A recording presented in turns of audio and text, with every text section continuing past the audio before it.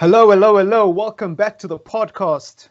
Glad to have you with us as we look ahead to the fixture, which isn't the most eagerly awaited fixture on the Manchester United calendar by far. However, recent results have to be taken into consideration.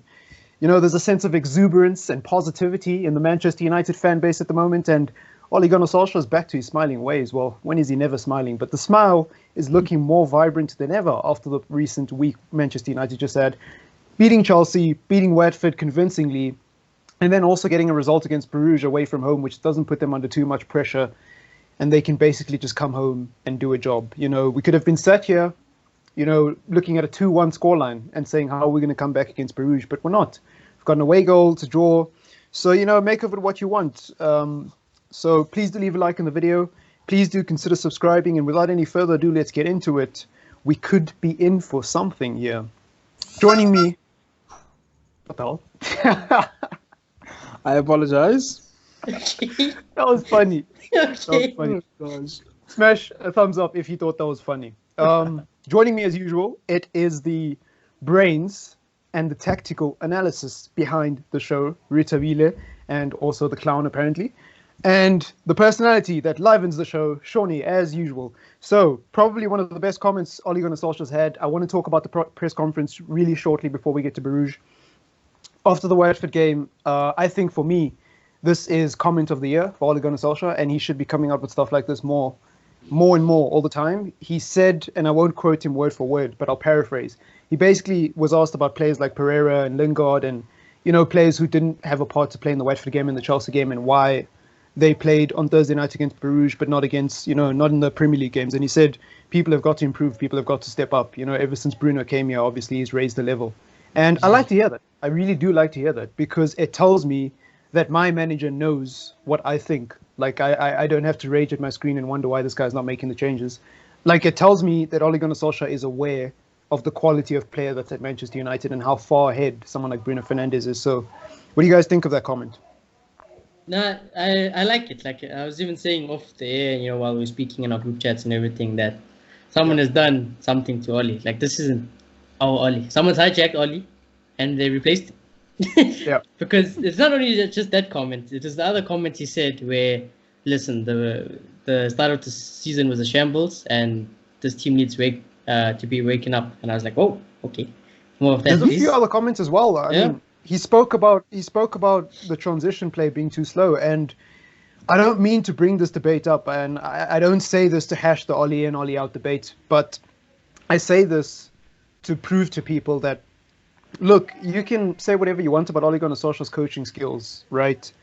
And rightfully so, but he made another comment where he said he's not happy with how slow we played in transition against Watford. Like, it's a great result, but he's not happy. He's not completely happy with the result because we didn't play as well as we should have, and we were very slow in transition play. And to me, that sounds like a manager who knows what he's talking about, because whether you like counter-attacking football or not, you can't deny that if we do get the players, and we do get the right players for this 4-2-3-1 formation that Ole Gunnar Solskjaer wants to play, and we are more fluid in transition play, this tactic could work. Like, it's not the kind of philosophy most people would model a successful Premier League winning team after, but if you're asking me, it's something to build on, because fast attacking fluid football on transition is not just about counter-attack. There are lots of teams in the world, and I think actually Liverpool are very good at it, who play in transition play. They pass in the back four and they draw you forward so they can hit you on the break, but not by winning the ball, but they lure you into their half and then they play a few balls through and break through your defense. That's what you've got to do. That's what most possession-based football styles are based on, even tiki-taka, one of the greatest systems in the world. You break down the defense by luring them out and creating gaps so that you can make the runs. And that's playing on transition. That's hitting teams on the break. But, when people hear hitting on the break, they think of, 5 at the back, soak up the pressure and then smash. And it's, whilst we've done that for most of the season, I think I'm finally starting to see something, is all I'm saying. I ain't saying you should give him the job for 6 years. I'm just saying. I must emphasize, I'm not going to gas Oli up too much, because I need to see this more often now. But like I said, there's no reason to be negative at the moment, so I'm not going to be. But hopefully more of the same. Yeah. Yeah, and like tactically plays, we can't go at him about him only making these noises now. It makes sense because we have Bruno Fernandes now, so it's something to improve upon. And by him saying things like this, does put Pereira and just Lingard on their toes. So it's what do you very think about that, by the way? Because when I heard that comment, right, I loved it because the first thing that popped into my head was give Jose a watch of this tape. Like, give Jose this tape so he can watch and learn how to properly criticize players in the media. He didn't say Jesse Lingard and Andres Pereira are crap and they need to get better. You know, he said that people need to raise their levels in the team. There's nothing offensive about that. Like, it's clear that Bruno Fernandes is levels above everyone else, and that shouldn't offend anyone. That should motivate people to want to get better. And I think that was a perfect example of how to deal with PR. Like, Jose needs to watch that. Well, that's great management. We have Neil Ashton at the wheel. Yeah, it's brilliant. I really enjoyed the press conference from Oli. But when you do that, you're not saying there's something wrong with you. You're saying the team needs to improve, and then you'll know, like, I'm lacking in this department, and then I have to work on it. Exactly, and like, you know who you are. You don't need the manager to say your name and out you in public. Like, you know who you are. So, you know, well, if you're a professional footballer who gets paid to play football, surely you know who you are. So, really positive stuff. Really positive stuff. How much does this game expose whether or not we're actually whether or not we've actually turned a corner? Like, how convinced will you guys be about there being something left to be excited about in the season if we do go on and beat Bruges? Or does it not matter to you? Like, should we be winning this game anyways? And then looking ahead? I think we should be winning this game anyways, overall. But I'll still be happy. Like, I'm always happy when United win and, you know, they look like the signs of progress and things like that. But I just expect it to be business as usual. I'm hoping that, you know, we go strong. We definitely pass them at Old Trafford and we just get the job done. We'll be on a beaten streak as well if we do beat Bruges, a recognizable one. Yeah, look, I just think they're not pushovers, so I think it will mean something. They're not a horrible team, and it's that kind of team, if we're not on it, we could struggle against. So I think it would be an important win, looking at the bigger picture as well. We want to get far in the Europa League, and winning the Europa League would be very big for us. I mean, if you're watching the show for the first time in a while and you don't really know much about Club Brugge, to inform you, Club Brugge are not Europa League merchants. They did come from the Champions League, and they shocked everyone when they got a draw against Real Madrid at the Bernabeu. They didn't lose to Galatasaray, which was the team that was at the bottom of that group, and then they lost to PSG and Madrid at home, which is always going to happen when you have those two teams in your group and you're aside from Belgium, who doesn't get the proper exposure to teams like that. But my point is, they're not mugs, and they're not a team that's just going to be in the walk in the park to play. The only reason they do play good football. They do. Yeah. Though, does Ole then start his strongest team? Blow them out of the way. I mean, and maybe sub out the top players in the second half. I think that was the plan all along. I think the plan was to rest his best players, make sure you get a positive result against Watford and build off the Chelsea result, whilst also not losing the Europa League game away from home, and then close things out at Old Trafford. So I would imagine so, yeah. Like, I don't know what you specifically mean by strongest team, but I imagine Bruno and Fred will definitely play at home against Club Brugge in a round of 32 tie. I hope they do. Because do you think it'd be arrogant for him maybe to start a Pereira and a Lingard, or do you think it's understandable considering the club we're playing? I think it would be a bit arrogant, and I think it would be a bit foolish as well. More than it is arrogant, it would be a bit foolish. I really think either Bruno or Fred, well, more preferably Bruno, needs to start in this game. Like, I don't see how you play a weaker side at home. If we were sat here and we were 3-1 up and he played a weaker side, I would have been like, you know what? I don't agree with it, but I understand it, and it's a little bit arrogant.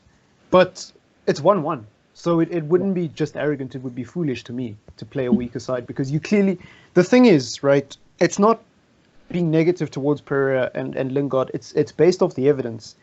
And the reality is, the team that played against Bruges the other day just wasn't good enough, you know? So I think we do need to play stronger players. And I think if we want to close out this result, we have to start these guys. Like, we can't have Bruges bossing us for the first 45 minutes and then we're sat here at halftime going, well, At least it's still 1-1, evenly poised.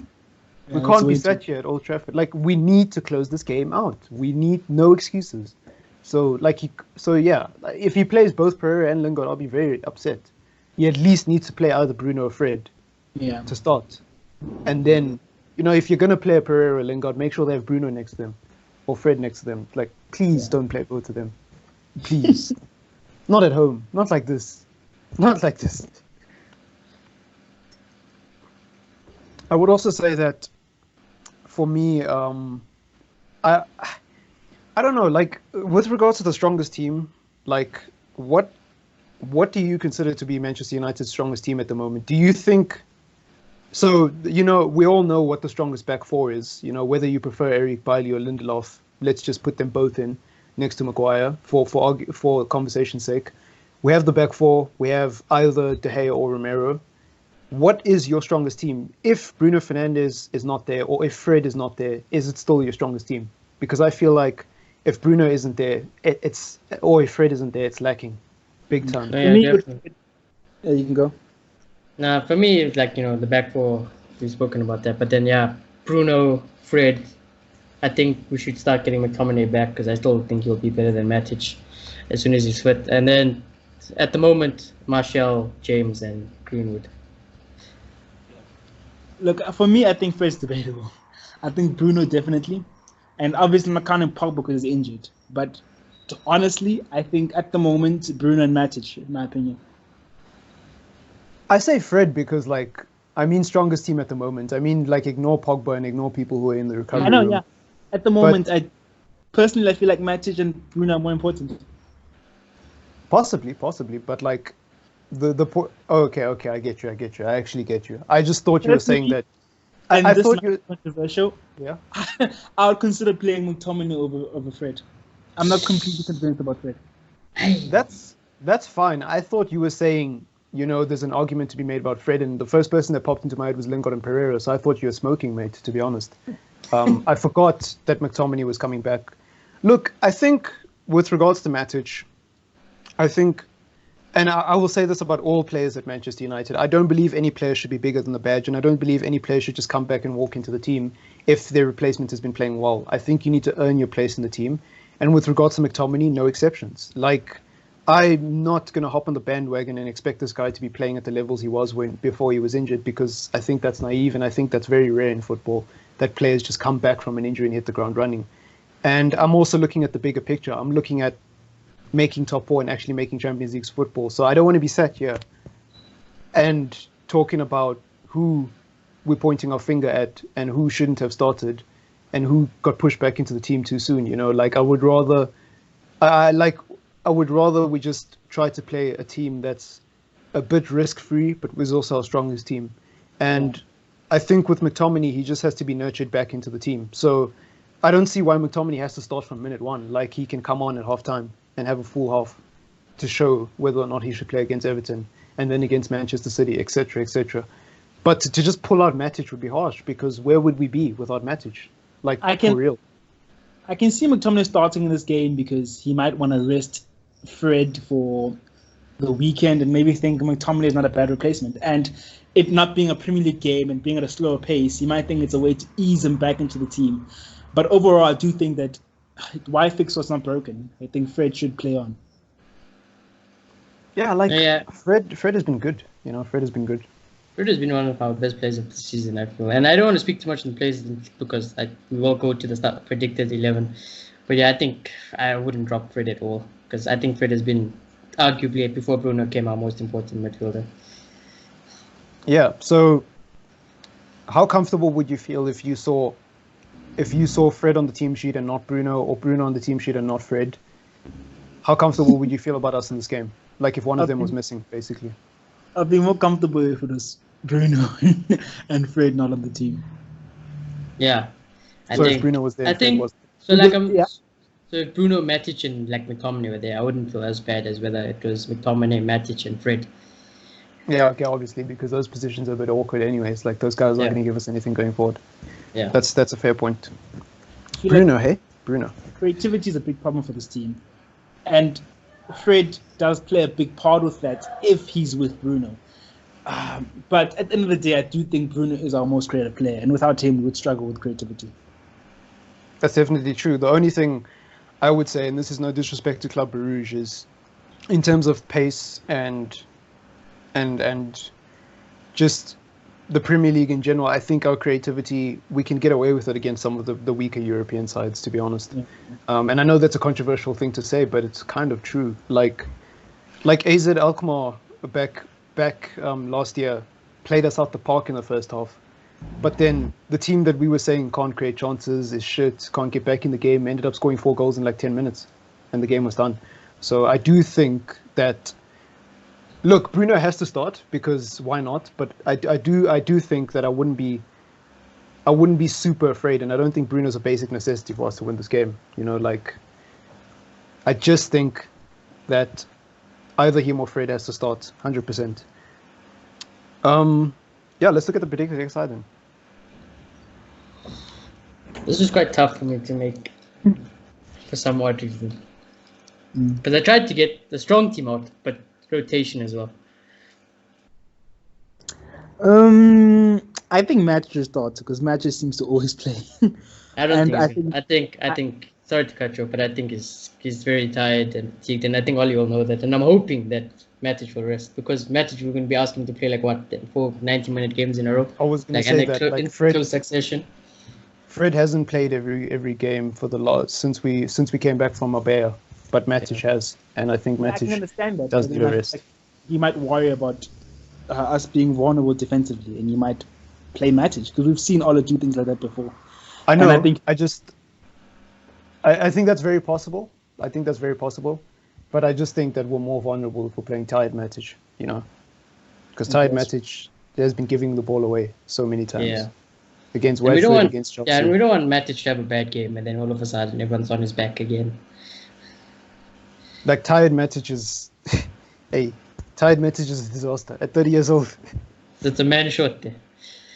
It is a man short. Look, we could see Matic play because Ole Gunnar Solskjaer has done that many times before. But look, whatever you think about Ole Gunnar Solskjaer, he has rested players. Like, I'm not proud of the way we played away from home against Brugge, but the team sheet that we played against Brugge, for me, looked like a team sheet that was designed for rotation. Like, Bruno didn't play, Fred didn't play, and I was just like, well, you know, no matter what happens tonight, at least the players are rested so we can get a good result against Watford. Because the last thing we need is to beat Brugge and then go on and lose to Watford at home because people are tired. That is the last thing we needed. Or an injury. Yeah. Like, that is the last thing we needed. I think he was very smart about that, because it is a first leg. We do have a second chance, and we do expect it to at least stay in the game. So I don't know. Look, again, it doesn't have to be black or white. Like, Matic can start and come off at half-time for McTominay. Like, that's an option. He can still rest. I just hope that Matic doesn't play the full 90 minutes. Same.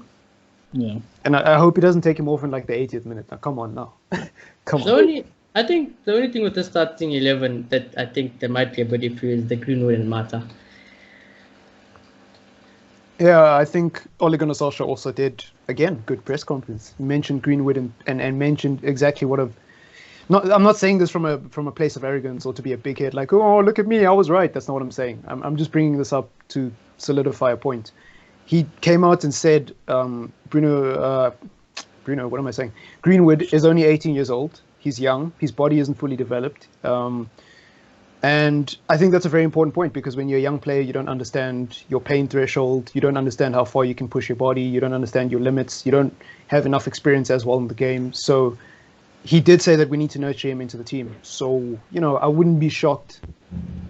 You know, I would be shocked if Greenwood did start ahead of Martial in this game. Actually, I wouldn't be shocked. It's just I would be very interested to see whether or not you drop a Martial, because he's 3 games, 3 goals in form. I wonder if he'll just want to keep the form up. And no, you trust Martial. Again, just take him off at half time. You'll play Martial. Yeah, like, again, just take him off at half time. And Martial's not like a midfield position where he's running around all the time. He does spend most of his time just waiting on the halfway line for transition play, because Martial, according to some people, is lazy and doesn't help in defense. So, you know. The reason why I think Martial could start on the bench also is because if this is second leg and has to go to extra time or penalties, you'd want to bring on Martial rather to just take him off. That is true. That's true. That's true. Hopefully, we won't see a back five for that reason, because in terms of the other wing positions, there's no one else to bring on. But that's true. But personally, I was the manager of Manchester United, I wouldn't be thinking like that. I'd be thinking, let's just kill these guys in the first half and I'll rest my players, because I trust and back my team to do that.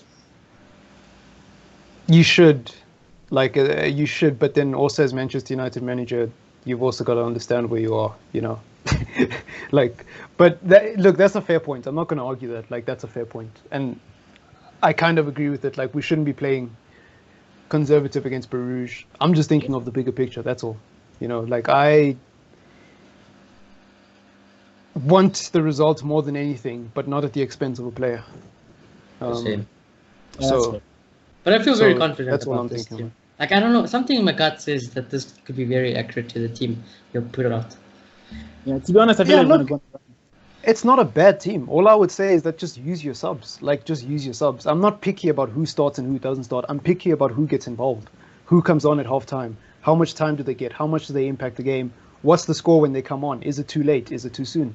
That's all I'm iffy about, you know. So if Matic starts, let him start, but don't play the full game. If Martial starts, don't play the full game as well. You know, unless the game is still 0-0 and we're really struggling, then don't take him off directly for Greenwood. Maybe take off Mata for Greenwood, for example, and keep Martial on. So, you know, it will be interesting to see how things play out, you know. Yeah. I think in terms of our current form, I think we might go on a bit of a run, because our big problem has been creativity. That has been addressed to a certain extent now. So I think we'll be slightly more consistent. So where are you on this game? Well, I asked Shawnee earlier, and I can't remember if you did answer or what your answer was. But what do you want from this game? Do you think this game is the game where you, as a United fan, will say, "Okay, I think we're actually starting to turn a corner now, and I'm not just being naive because we beat Man City or Tottenham"? Or are you still going to be like, "Ooh, but it is Brugge at home. Let's see what happens against Everton"? Where are you as a Manchester United fan? You know, I'm very iffy. I don't want to sound like too naive and like, you know, bad, but I want to say, like, I want to see the manner in which we win this game if we do win the game, and I do think that Everton game is a very important game. So I think, you know, because I really back Everton quite highly recently. So I think if he does win against Club Brugge and go through, and he does beat Everton, but in a good way and stuff, or in any way, as long as it's positive, I think then, you know what, we can say there's some momentum. Are you mad with the draw against Everton, considering it's away from home? I remember saying it that if it wasn't for the top four and stuff, I would take a draw, but I think because of the circumstances, I would be upset with the draw. Yeah, I also would, because we're fighting for top four right now. Everton's good, so if it was in any other period of the season, I could probably accept it, but not at the moment. And I agree with Shini. I think it depends on the manner, because as important as this game is, at the end of the day, Brugge, we are a level above Brugge, and we should repeat it. Yeah. So to beat them comfortably and we beat Everton, I'll start saying we're turning a corner. I don't want to go too far into the future, but what are you expecting for City in the next few games? What are you expecting from the City game? Or would you be mad at a draw against City? Nah, I wouldn't be mad at a draw against City. I'll take a draw against City, to be honest. But I think, like, you know, despite... Yeah? No, I was just saying, despite how inconsistent City is, and, you know, if he does go with the back five or whatever, I think City are very good, and they're quite a few levels above us. So it'll be a good result. Yeah. Even if we lost to Everton? Would the draw still be good if we lost to Everton? Sorry, Rita. Yeah. Oh, nah, like I said, I think if you want to go with the top four thing, I think, you know, you got to make that Everton result count and then at least try to get something from City. All right. Yeah, at the moment it's strictly a results game because we are playing for top four. So it depends on our situation. But from a general point of view, I wouldn't be angry because it is Man City. But I do think we have enough to threaten Man City, and we can beat them if we play. Yeah, we can beat them. I think, you know, we've seen this season how badly City can be as well. Against even lower teams such as Norwich, we beat them. I think definitely a result against City is there. Have the confidence in United to do it. Yeah, Ollie's invincible at the Etihad, so you know that says it all. Ollie's invincible. I can't believe that's an actual stat. Ollie's invincible at the Etihad. Oh my God, what is this season? But you know, look, if I have to answer my own question, look, A draw against City is fine so long as we don't lose to Everton. If we lose to Everton, then that draw becomes very salty for me. Yeah. And I know that's a very arrogant thing to say because City are good, but look, it's always relative. It's always relative, and there's always And we context, need results now more than ever. Yeah, exactly. So a draw against City, if we lose against Everton and don't play as well as we could against Brugge at home, changes. It changes completely. But a draw against City after a win against Everton and after getting to the next round against Brugge is a completely different result. It's a, you know what, I can't ask for too much. I've had a Christmas present over the last 2 weeks, so I'll take the draw. And I guess that Everton game really, from what I'm gathering from this conversation, is really just a pivotal moment in deciding whether or not we've turned a corner. Yeah. I don't think we'll lose to them. Like, I guess that just shows the impact of Bruno. I have this confidence now. I feel like we are better than Everton. I think defensively, we're good enough to keep them out, and we're better in the transition now. And I think, at worst, it should be a draw. Definitely. The draw is like the minimum. Actually, a win is the minimum result, but, you know, a draw is not the worst case scenario. If we lose to Everton, that's a blow to the gut. Yeah, that's a blow. That's a blow. Back to square one. Yeah. And it's not even, I don't think it's just about how Bruno being a good player. It's the other things, you know, like his leadership. It looks like he's almost as a manager as well, showing them what to run off the ball, be like doing this, doing that, taking initiative, even one man. He's doing a lot of jobs other than just being a good player that he is. So I think that yeah, it's giving me lots of confidence as well. Like, yeah, definitely. As much as we might hate on Ole's system, if ever the players at their best, the missing part was Bruno. So, and that makes it much, much better. Yeah, definitely. I was going to say that the irony is if we lose to Everton, then the win against City would be bittersweet because it would be the most frustrating win ever. We'd be back here going, why can't you do it against Everton? Banging our tables. Yeah, we used it as United fans this season. Oh my God. Yeah, I would rather we drew to City and beat Everton than lose to Everton and beat City and be sat here with a confused look after that derby. Again, you know, it's so weird. And I heard a United fan in the beginning of the season saying that he's kind of happy that we're at least proving ourselves against the top 6 sides. And even though we can't beat the smaller sides, we'll figure that out eventually. And I was like, you know what? That probably is not a wrong opinion, and that probably is a very intellectual point. But I was so upset at the time that I just couldn't believe that someone would say that. I was like, what do you mean? Like, how are you okay with drawing to Liverpool, beating all these top teams, and then losing to a Watford? Like, what's wrong with you? Are you okay, brother? But I get it now. You know, like, in the grander scheme of things, at least Ole Gunnar Solskjaer can step up in the big games. Like, that's a positive, because imagine if we didn't have the results against the big teams, how much worse the season could have been. Like, just imagine that. That's true, but I'd rather lose to the big teams than win against the small teams, because there's more of them, and that's how you make decisions. It's about perspective, and I mean, you said it yourself off air. I'm a person who looks at the bigger picture. So, again, bigger picture. I would rather be sat here saying at least we can step up against the big teams, because we're going to need that. No, for real. And let me explain. You can beat small teams, but if you can't do it against the big teams, and if you can't show up on the day, then you're not going to get very lucky as a football club. Like, winning continental trophies is about showing up on the day against the big sides. And I know people don't really want to hear that, because people want to consistently make top 4 and people are obsessed with the Premier League. But look at Arsenal all those years. They beat the small teams, but what's the point of beating all the small teams, doing so well, and then just bottling it when it counts, and then losing 10-2 to Bayern? So, look, I'm not saying this is my ideal scenario. I'm just saying, looking at the bigger picture, at least we can beat the bigger teams. And at least that gives me confidence. Like, at least when a Manchester City derby comes, I can sit and actually say, you know what? We might win that. And I'm not just waiting for the Everton game next week. You know, like, you have to look at the bigger picture. I hear you. I don't know. It's about perspective. Which of the two is better? If you're going to win continental trophies and win the league, you're going to beat the big teams, but you're still going to have to beat the small teams. And if you only win the big games, you're not going to make top 4. If you only win all the small games, you are probably going to make top 4. Yeah, I know. And that's what I'm saying. Look, this isn't my ideal scenario, but you have to look at the context of where we are as a club right now. And we're still in a top 4 race, even though we haven't beat the small teams. It's not like we're 11th and we're sat here going, you know, at least we beat City, but, you know, we're 11th. But at least we beat City. That's not the scenario. The scenario is we're 5th. Or we're not 5th, but we're in a 5th race, and we're in that 5th bracket, and we've been 5th we were fifth for a long part of last year, is what I meant to say. And look, the context is we are in the Europa League. So right now, to win the Europa League, we don't need to beat Everton. We don't need to beat a Watford. We just need to step up against teams who know how to play good football, because otherwise they wouldn't be that far in the competition. And that's why, for me, it's all about the bigger picture. It's all about what happens in May. It's all about what are we saying at the end of the season. Like, I don't know. I suppose making top four and beating the small teams is never a bad thing, but I don't know. I still prefer that we just win the Europa League, and I still prefer that we're able to step up.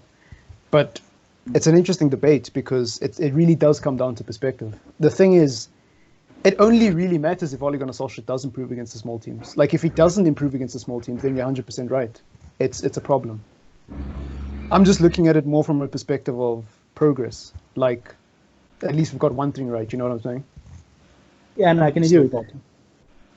Like I'm 100% wrong if he doesn't go on and beat the small teams, because that would be pretty embarrassing. Like, from now until May, it would be pretty embarrassing if we continued on the trend we've been on all season, where we beat the big teams. We actually beat the team that's in the top four in Chelsea, and then we beat a Leicester, and then we bottle it against teams like Sheffield United and the rest of the league.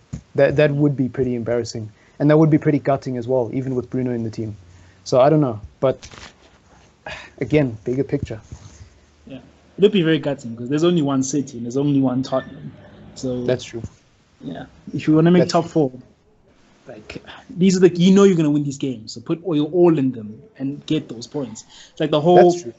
Yeah, it's like the whole small team thing. Like, again, when they versus the big teams, it's a free hit. But then against teams they know they can beat, they have to put the all in them. The only thing I would say is that with Ole, it's different because, and I've heard Mark Goldbridge say this, and I don't know how true it is, but when I think back, when Ole Gunnar Solskjaer got this job, I don't remember anyone saying they expect him to make top four. So, yeah. So if Ole Gunnar Solskjaer doesn't make top four, that's not a bad thing because none of us expected him to anyways. And by none of us, I mean the majority of United fans I've spoke to. Obviously, not every United fan shares the same opinion. So that's why it's about the bigger picture for me, and that's why it's about extreme context. And that's why I'm not mad that we're losing to small teams, so long as we're actually getting the results we need to get to win trophies like the Europa League, because I didn't expect him to make top four anyways this season. I'm just all about getting Champions League football if the opportunity is there. And the point is, we're out of the group stages when everyone thought that we might not make it and we might actually bottle it. Well, you can calm down because it's 1-1 and the second leg is at home and we might just beat Brugge. We might just go to the next round. We might just get a good draw. We might just beat that team. And then we're sat here a month from now talking about how we could actually win the Europa League. So just calm down. And the point is, if that is the scenario, again, I'm not mad that we're not making top four because we're not beating an Everton, because it doesn't matter as much as it would have if we weren't in the Europa League. If we weren't in the Europa League, then yes, we need to beat Everton next week. 1,000,000%. We do need to beat them anyways, but you know what I mean. It's about context. Yeah, it's about context. You can't just flip-flop. You can't just say at the beginning of the season, I don't expect this guy to make top four, and then just because top four is there now, you're getting mad that he doesn't get it. You said that you don't expect him, and like you should stand by that. I think everyone's just kind of forgetting the context of this season. But you know, score predictions against Brugge. I think it'll be 2-0. Yeah. I think Bruno or Greenwood or Martial will definitely do the things, and I think we can keep a clean sheet against them, especially at home. Yeah. I was gonna say 2-0, but for the sake of saying something different, I'll say 2-1. What? Listen to this one. He just wants to be unique. What a rebel. Yeah, he already took that score prediction. I'm just going to lie and pretend that I think this is actually true just to be different. I'm just kidding. That's a fair prediction. I don't really know. Like, usually I have something to say, like, I agree with that, or, ooh, I don't agree with that, but I don't really know. Like, I expect us to beat Bruges, but I don't know what's going to happen on Thursday evening, to be honest. And it's going to be an interesting game. It's going to be an interesting game. And for the first time, I think I'm excited about watching a United game. Yeah. I think we have enough to get through. We do have enough to get through, but The irony is, you guys have always said this to me. When I'm Mr. Positive, you guys always say, "But it's United, Marcus," and I'm like, that's how I feel right now. Like, it's United. Yeah. We just beat Watford. It's United. Yeah, you know what? We drew a loss somehow. I mean, Or maybe it's more Bruges don't have enough. That's the thing, though. Like, based on what happened the other evening, and like, I don't know much about Club Brugge, but that was a strong team, you know. Like, the guy who scored 2 goals at the Bernabeu to give Bruges the shock result that everyone thought they couldn't get. That's the same guy who played in the other evening against us. And if these guys can't beat a team with can't beat a midfield with Matic, Pereira playing in a 6 role, and Lingard playing in a striker role, like, what gives you confidence that they're going to beat Fred and Bruno Fernandes in the midfield battle, and then potentially Greenwood and James on the wings? Like, I don't know. It seems like they put a very strong team out and they couldn't break down our second team. So I think they did win the midfield battle at their stadium, but then our defense was just too strong. Here, yeah, like, but I don't see how they do that. And they're not an English team. They probably won't try park the bus and in the last 10 minutes try attack us. They won't do that. They're going to come for us. And you know what we do when that happens. We're just going to counter them. So on transition, we just don't have enough. Yeah. I mean, yeah, there is an argument to be made about, okay, they did win the midfield battle. It was wrong to say that. But my point is, in the history books, it will say 1-1 on the scoreboard. It won't say Bruges played well and they deserve to win. It will say 1-1. That's what it will say. And my point is, they bottled it against our second team. That's all I'm saying about Bruges. They bottled it. You know, like, whether they played well or they didn't play well is debatable. And we can sit here till the cows come home and talk about it. And I agree. They did play well, but it doesn't mean anything because that was our second team. Imagine imagine if they played like that and Bruno was playing. Like, imagine if we were sat here and Bruno started that game and we couldn't break them down, how scared we would have been. And we would have had to hide behind it's at Old Trafford, so maybe we'll just magically turn up because it's a home game, like we always do. And like, these teams struggle to keep up with the fitness, eh? Like, they can't do 60 minutes with the Premier League team. They can't, because remember how massively AZ Alkmaar dropped off. And I'm not saying AZ Alkmaar is the same as Bruges. I'm just saying, like, remember how they just collapsed in the second half. I think not we saw it mentally, physically. I think we saw the Barca and Liverpool last season. Like, after a while, Barca were just out of legs, and Liverpool's all over them. Yeah. The intensity of the Premier League is a real thing, and the Liga merchants don't want to listen to that argument, but that's a topic for another day. It's a topic for another day. But Yama, if you're listening by some miracle, that was for you, buddy. That was for you. But I doubt he's listening to the show because he doesn't really care about us. Anyways, I think that does about wrap it up, you know? There were a few things that I wanted to talk about that aren't directly related to this game. I just forgot what most of them were. One of them was the fact that I think, and I did bring this up earlier in the podcast, obviously, but I just wanted to end things off on a positive note and say that I know that people are in a very weird place in the Manchester United fan base at the moment. I know we're very divided. And I know it's not really fashionable to be pro-Ollie. And I'm not pro-Ollie. I'm not Ollie in. Like, I don't want to pretend or say that I'm Ollie in. But I do like to look at things pragmatically and objectively. And I do like to give people the benefit of the doubt and give people credit where it's due. And I must say, I do see something in Ole Gunnar Solskjaer's system. People often criticize him for not having a philosophy, for not having a vision, for not being a good coach.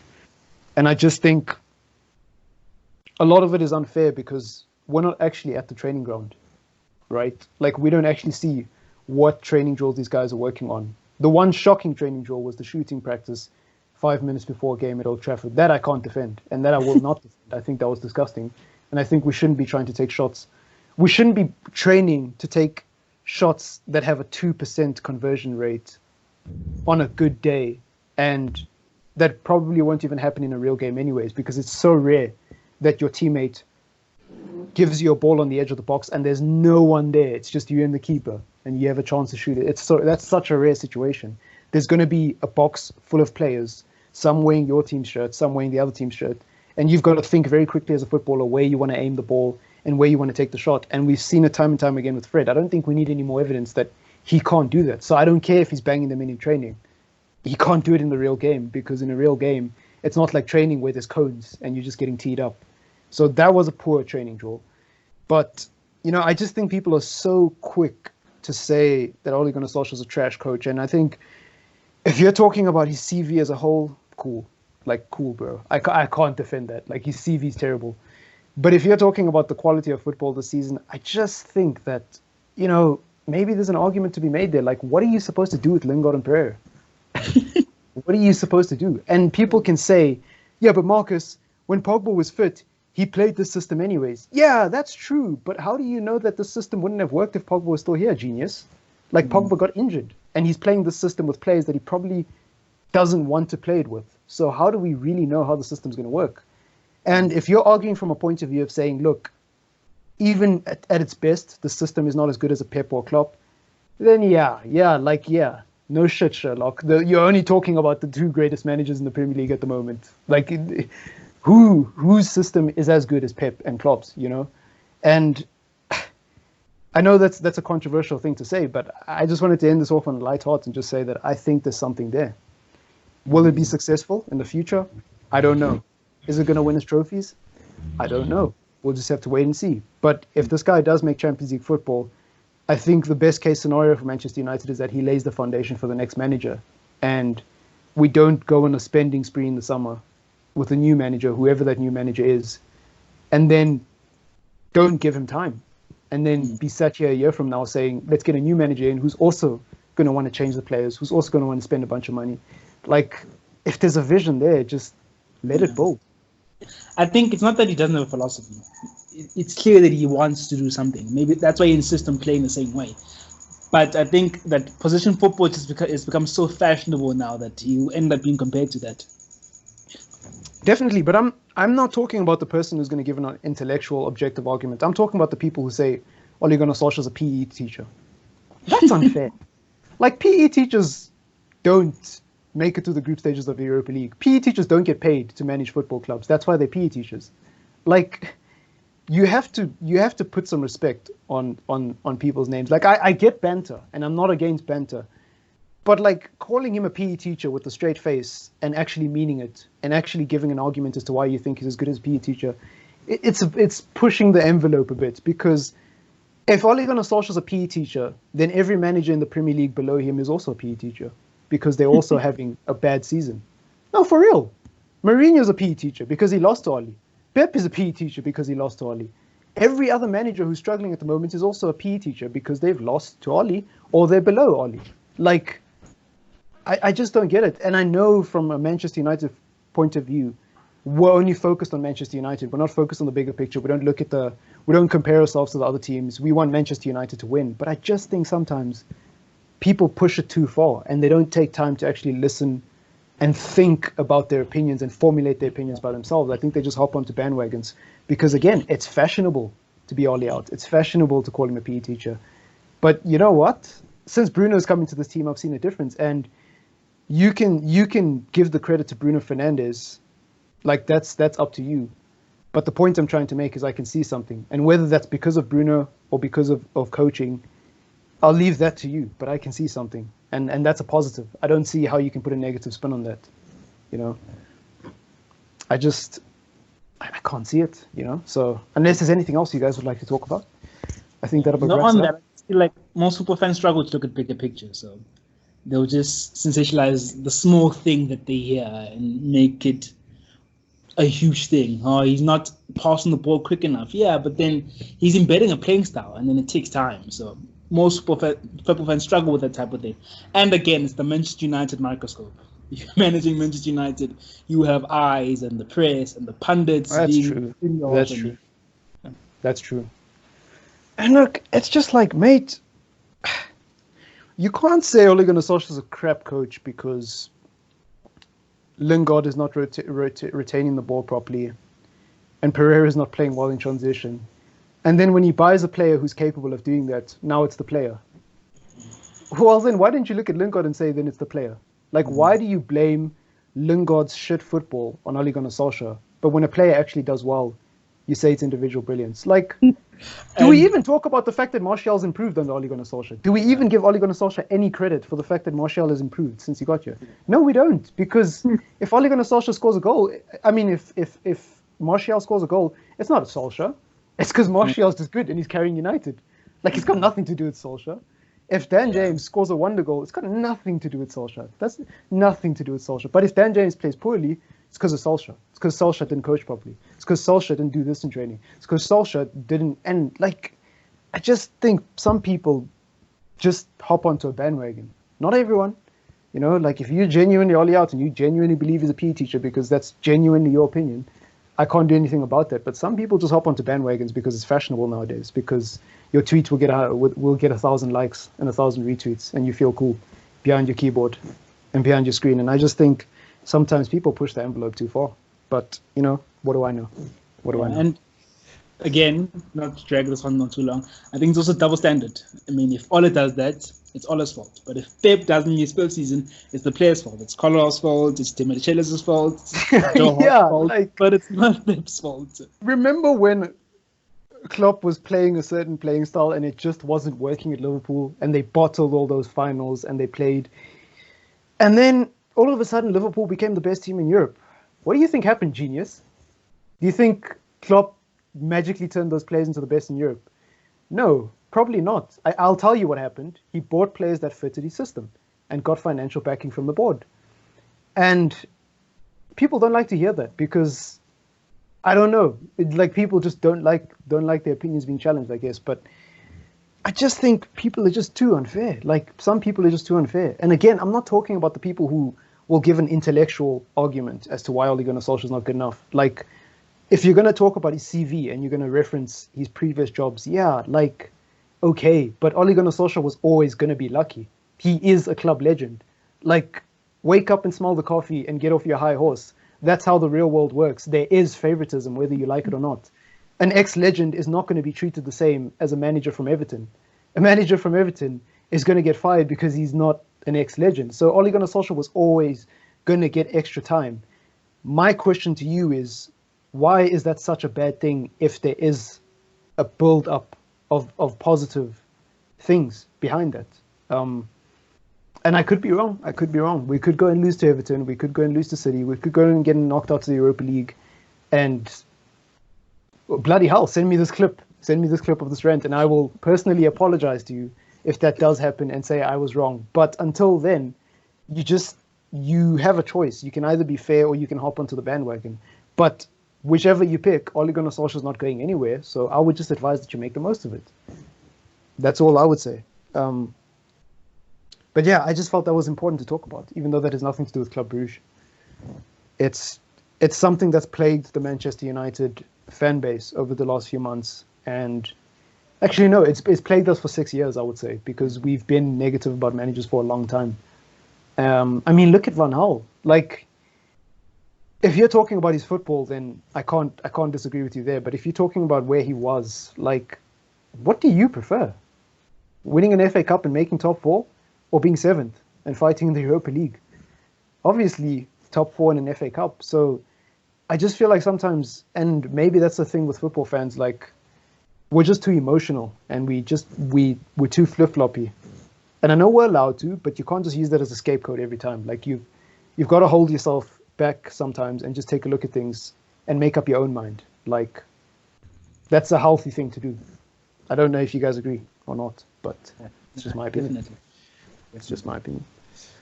But anyways, do leave a like on the video.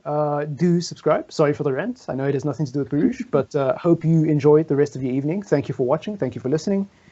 And as usual, we will catch you in the next one, people. Peace.